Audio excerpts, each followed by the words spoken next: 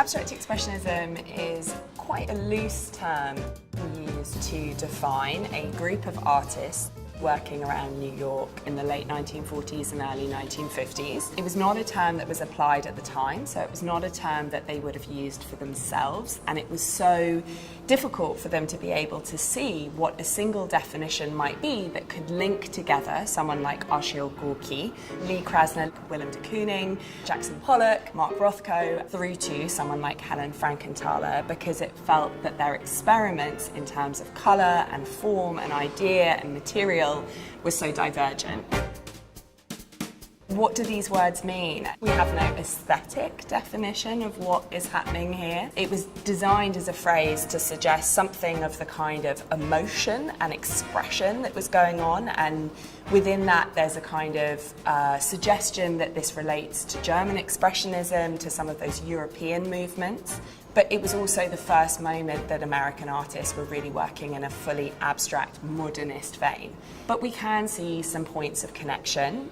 There was a very strong interest in ideas of the inner self and how that inner space might be expressed within a canvas. So rather than looking to the outside world, they were looking to an interior landscape. One of the things that we've come to associate with abstract expressionism is the idea of what's called a signature image. So we might think of the floating fields of colour in Mark Rothko, of the drip paintings of Jackson Pollock, of Franz Klein's slashed black monochromatic mark making. Each of these is an image that seems to us to be instantly recognisable.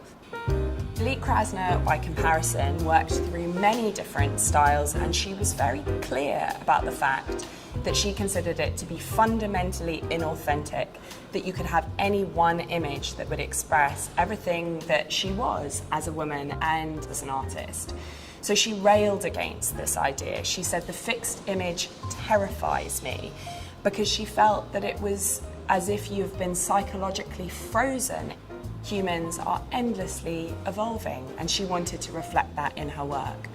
But it was a very brave stance to take at the time, because it was not the reigning fashion. One of the other terms sometimes used to define abstract expressionism is action painting. One of the core ideas is that the picture is the main event. The canvas is an arena in which the artist acts. And I think we do see that within Krasner's work. So from the very beginning, she refuses to ever do preparatory studies. So we have no works on paper in which she's sketching out a design for a large-scale abstract painting. When she's working, she confronts an empty canvas and she asks herself what she is to do with it. She is there and she's present and she's live and she's trying to capture something of her experience of that time, whichever medium she's working with at that moment. And I think Krasner is an interesting example of where she moved through these different cycles, and at different moments we see her playing with different aspects of these ideas. So we might think of abstract expressionist collage, or we might think of the more gestural painting, or we might think of the hard edge painting. And Krasner's very funny. She says, you know, we can talk ad infinitum about these very formal questions, but eventually they get boring, because the real question is when the inner aspects and the outer aspects of a human interlock. That's what she's trying to achieve with a painting, is actually something quite transcendent. Regardless of her medium or her formal techniques, which vary dramatically across her career, she's always trying to get at that.